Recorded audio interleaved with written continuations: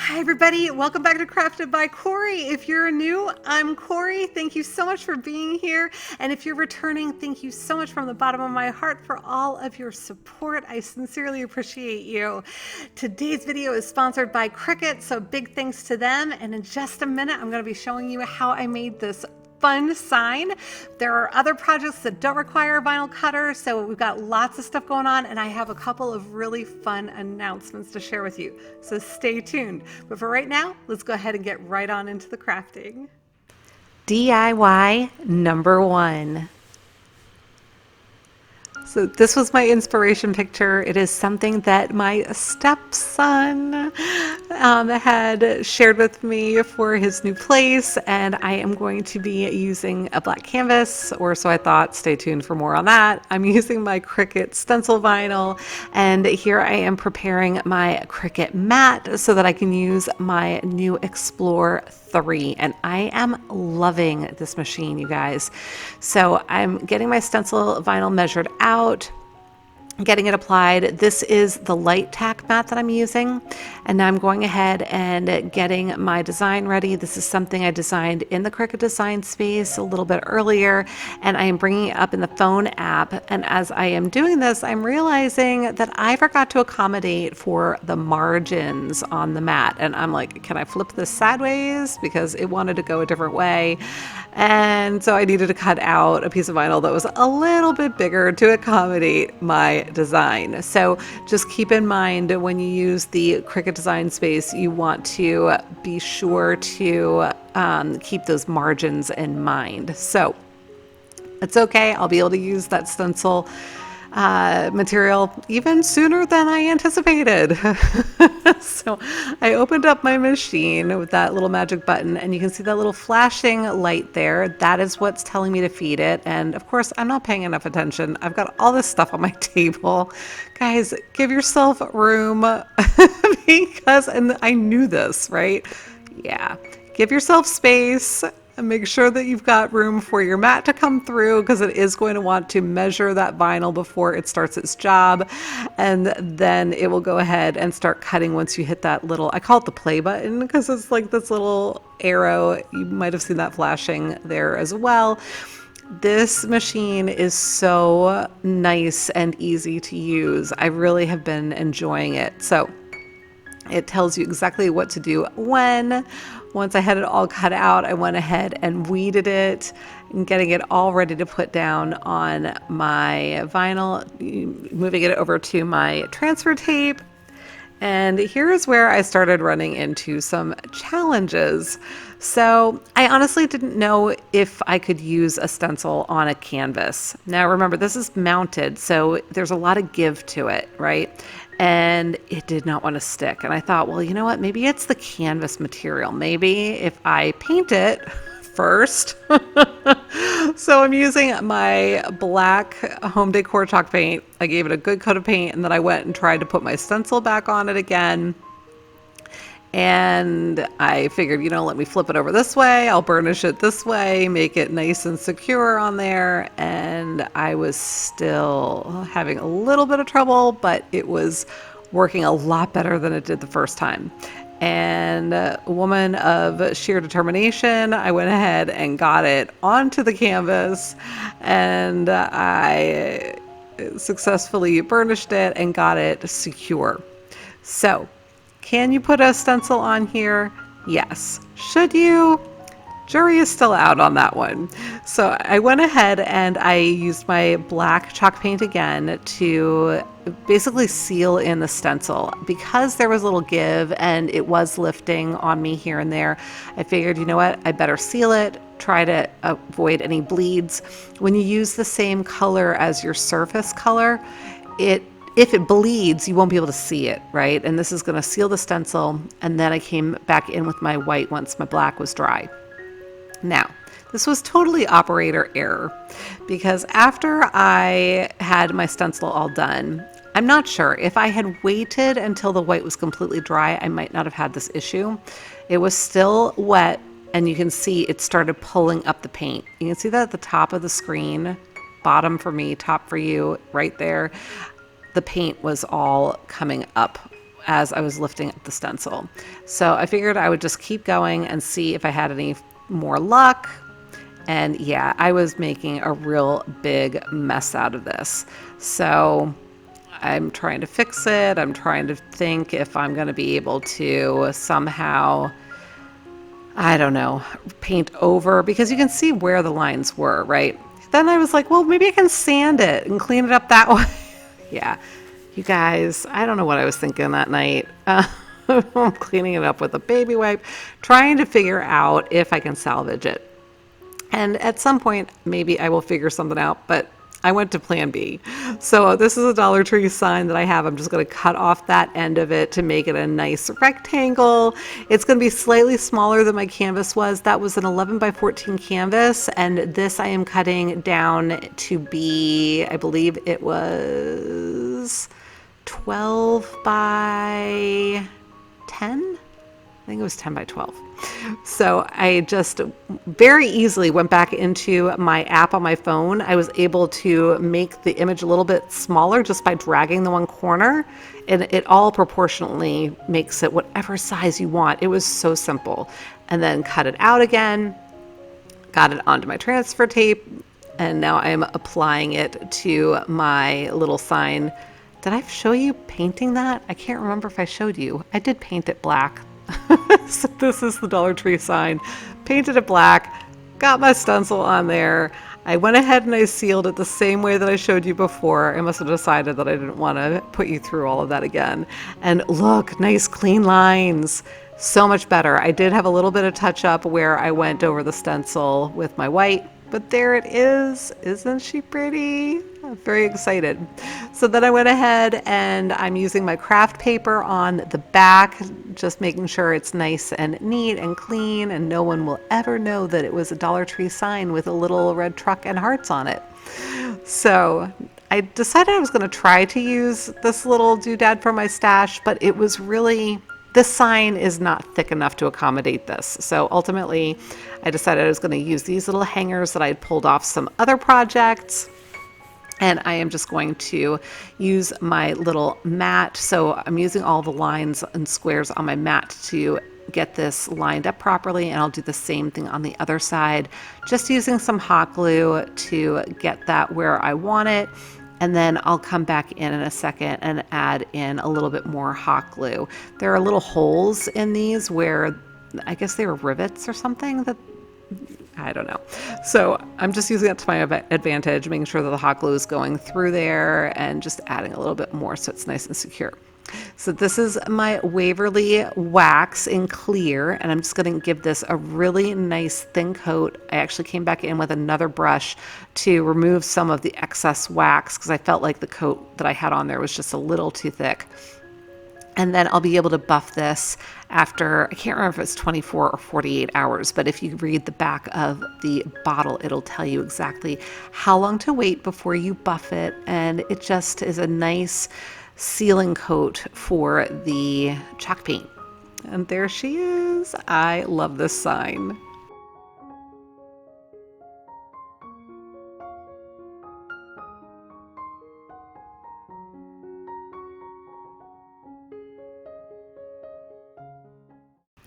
DIY number 2. So I have a Dollar Tree calendar for this project as well as a Dollar Tree sign, and this is, I forget what that type of wood is called. It's like a 1x2, but it's probably not as pretty. It's only $1 for an 8-foot length, or it used to be at least when I purchased it at Home Depot or Lowe's. I don't know with wood costs going up the way that they have what it might cost today. I haven't actually priced it out recently, so it might be more than that, but it used to be $1 or like $1.18 for an 8-foot length. Now, I don't know what I was thinking here, you guys. I was trying to take that other side off. Yeah, we'll just do our normal process on that. So going ahead and getting this all lined up. I love these signs because they're actually just about the exact same size as the calendars, so they make a really good surface if you're planning on using the entire calendar sheet. I also love this double-sided tape from the Dollar Tree because that way I don't have to worry about all of the wrinkling and the bubbles that I usually tend to get when I try to Mod Podge things. I just haven't mastered that quite yet. So I was measuring off what I want for my frame. I'm using this, I want to call it lathe, but I don't think that's right. Whatever this type of wood is, I'm just going to cut it down. I measured it off.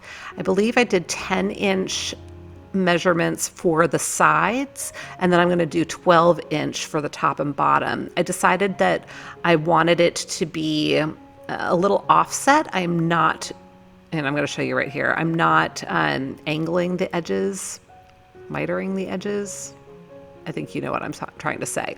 So I am just making sure everything is lined up. I had measured it off, and then I just cut that down as well. And so here I've got it. I'm piecing it all together. You want to pay attention to what I'm doing right here, and you'll see why in just a minute. But I'm just making sure it's all nice and lined up and trying to figure out how I want it to all sit on here. So then I grabbed this from my stash. It's just some watered down paint that I've used on other projects, and I'm using it as a stain. And so I'm gonna get this all nice and done, and then I go over it with a baby wipe to wipe off the excess, and then I set it aside to dry. And then I forgot to turn the camera back on. So I didn't get to show you how I put this together. So I'm gonna talk you through it real quick. So once the pieces of wood were completely dry, I used my Gorilla Wood glue along with my hot glue to adhere them to my sign. So I started out with my side pieces, and the reason I'm using the wood glue and the hot glue, a lot of you probably know, it's for the long-term bond and then the immediate hold so that I can keep working with the project. So I went ahead, I measured everything again, made sure that my two side pieces were where I wanted them to be. I pretty much lined everything up the way that you saw me do before I stained everything. I adhered my two side pieces first, and then I came back in and I adhered my top and my bottom just so that I could make sure that everything was nice and aligned. So now once I did that, I went ahead and I did cover the back up with some more of the craft paper just to give it a really nice finished look. This is going to be a gift for Alex and his new place. So I just want to make sure that it was nice, right? So if you ever wanted to sell some of your pieces, you'd want to make sure that it's finished nice and professional. And then from my stash, I had pulled this little doodad off of another project, and so I was able to just hammer that in. It serves us a nice little hammer. And then there you have it. And you know what? This is actually giving me an opportunity to let you know that I am doing a calendar giveaway. So if you are interested in receiving one of these awesome Dollar Tree calendars, just leave me a comment and tell me about one of your favorite memories. I want to learn a little bit more about you. So tell me about a favorite memory that you have.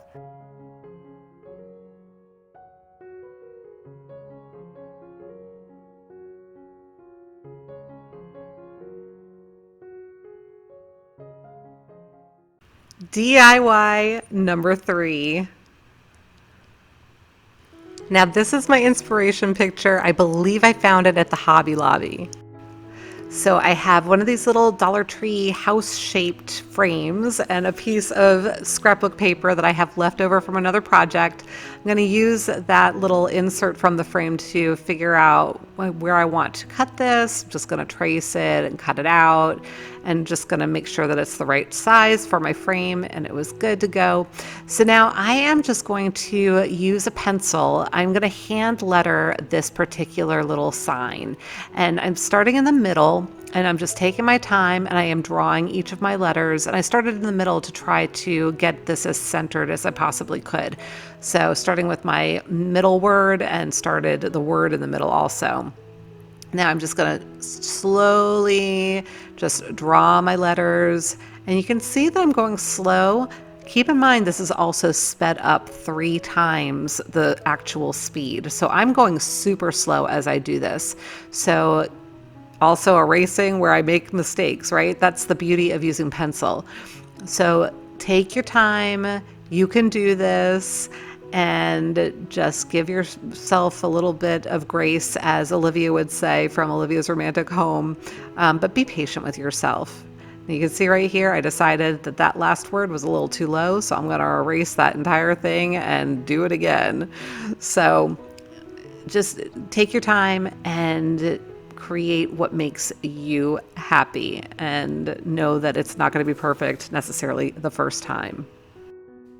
And now remember, there are a lot of ways that you can do signs like this. It doesn't have to be hand lettered, and do not fear if you don't have a vinyl cutter, because you can design something on Canva, which is a free software application. You could design something in Word and just print something right off of the internet. You could even find a pretty picture that you like and print it off, as long as it's just for personal use, and cut it down and pop that right into your frame. So a lot of options for you here. So once I did have it the way that I wanted it, I came back in with one of my Arteza paint markers. This is Stone Gray, and I am just tracing right over all of my words.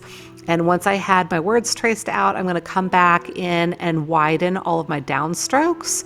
So doing my faux calligraphy. So you might have seen me do that on other projects, but you basically just come back in, and any place you would write, bring your letter down on your downstroke, that's the area where you want to kind of widen out your letters.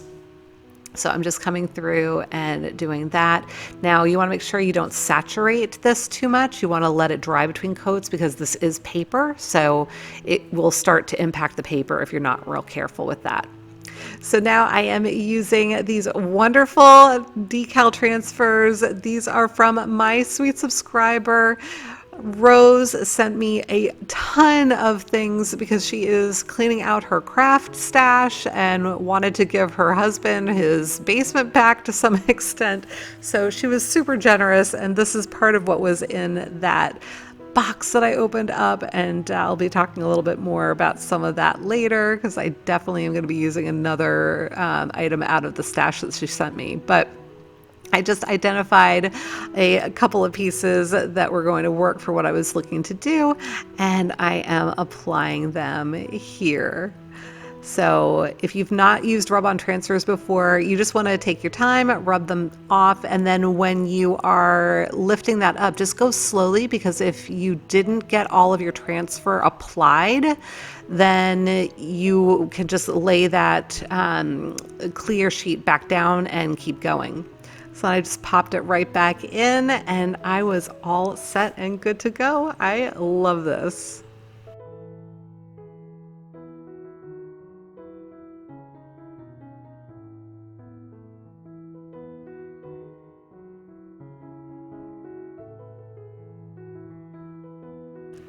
And now it's time for a shout out timeout. So nice, Rebecca. Check out Rebecca's YouTube channel at Meadow Hill Home. This is beautiful and cute. Carmen, I want to eat that pie. I think it's adorable. Pretty Harriet, such beautiful projects.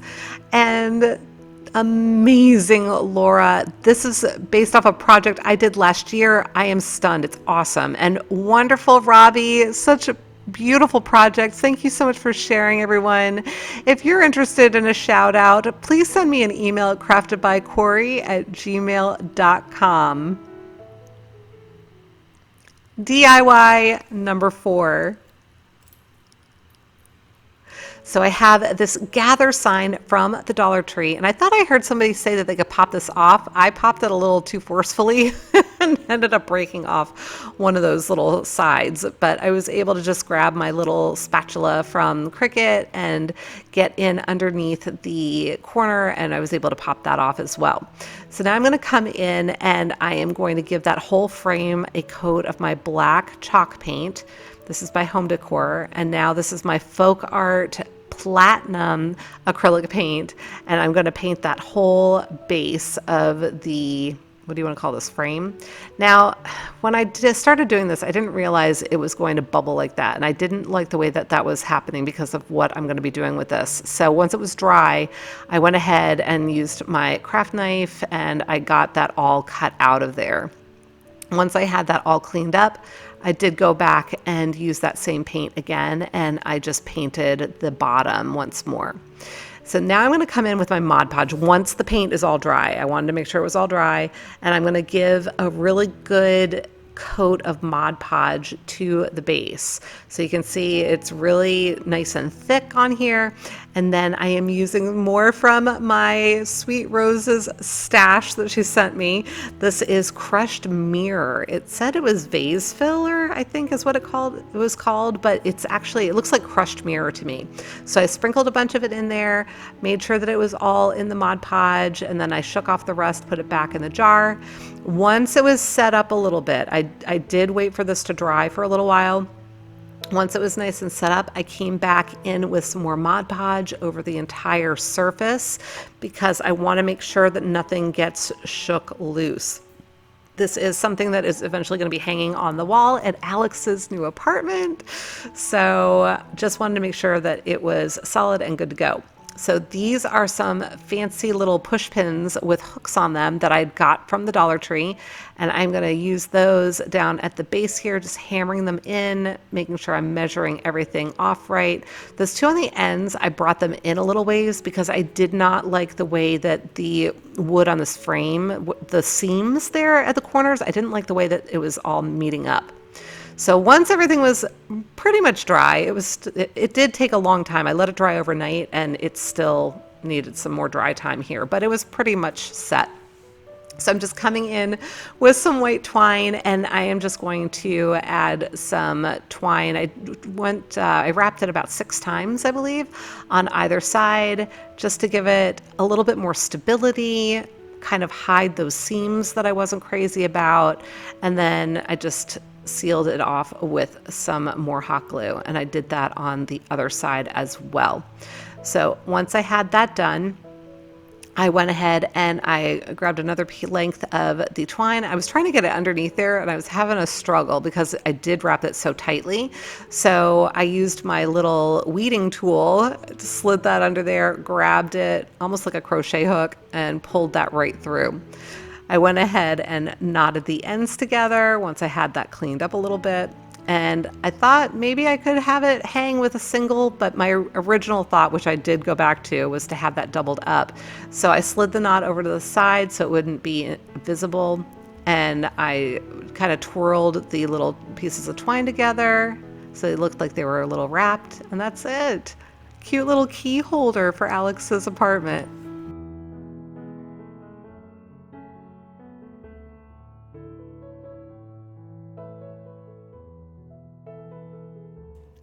Okay, everybody, that's it for today. I hope that you enjoyed the video. If you did, please give me a big thumbs up. And if you watch to the end, you get to hear about my special news. So this is airing on Friday, August 27th, and I am getting married this evening. So a lot of you who have been following me for a while, you know I was supposed to get married last October. Then COVID happened, and a lot of people have been asking me, when's the date? When are you going to get married? And we are just going to go ahead and do it. So August 27th, I'm getting married. So thank you so much for all the love and support. Until the next time, be well, be kind, and make it a great day. Thank you so much for watching. Take good care. Bye.